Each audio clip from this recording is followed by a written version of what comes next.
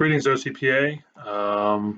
Hope everybody's doing well and are taking a well-deserved breath after a busy beginning of the term. So you made it.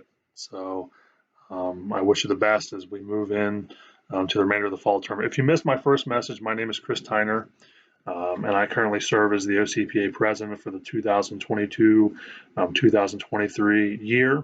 I've been a part of OCPA for many years as a member, on our conference committees, and also as a board member.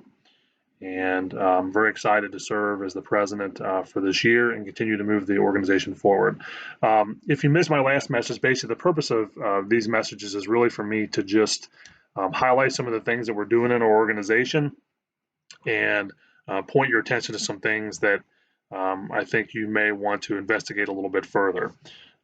So for this session, there's two things that I wanted to talk a little bit about. The first one is last year we signed a partnership with SOCI, which, let me make sure I get this right, Strategic Ohio Council for Higher Education. And what they are, if you're not familiar, is an organization in Ohio that works to basically connect higher education with businesses and organizations. One of the big things that they do is they put on a regular series of professional development opportunities. And so by forming a partnership with them, it allows OCPA members to attend their sessions at member rates.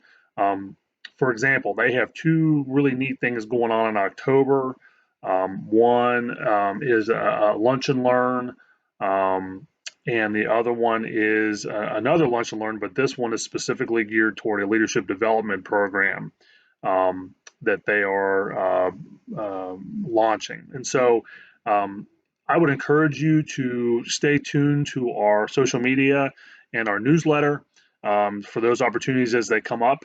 It's a great way to get professional development virtually while you sit at your desk or at your home or whatever the case may be. The other thing that I wanted to point your attention to was our annual careers conference is coming up in October.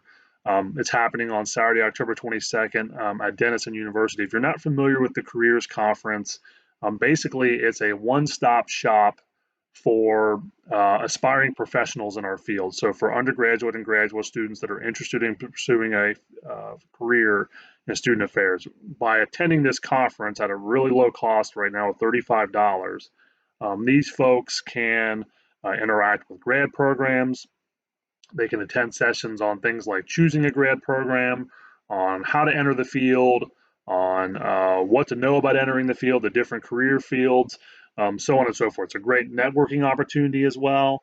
And so we look forward to seeing a number of folks at our careers conference in October. If you have questions about that, feel free to check out our website, and we will get back in contact with you to answer those questions. The other thing I mentioned in my last kind of address was each of these things I want to make sure and do a quick educational moment for folks to take away. And for this month, I really want to focus on rejuvenation. As we all know, the beginning of the year is exciting, but it's also exhausting. And so now that we've gotten through that initial busy period, I'm hopeful that folks can take a step back and really work on, okay, how do I refill my cup, right?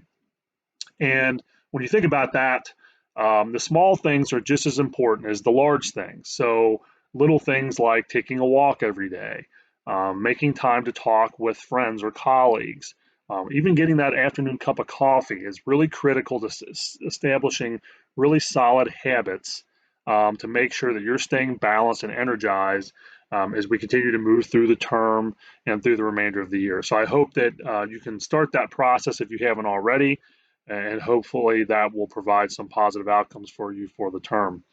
That's all I got. If you're wondering why this is coming out through social media and not through our newsletter, we decided to do something a little bit different, trying to reach the broadest audience that we can. So this may continue, or we may put this back through the newsletter, or we may do both. We'll see. But I hope everybody has a great remainder of September, and I look forward to chatting with you again in October. Take care.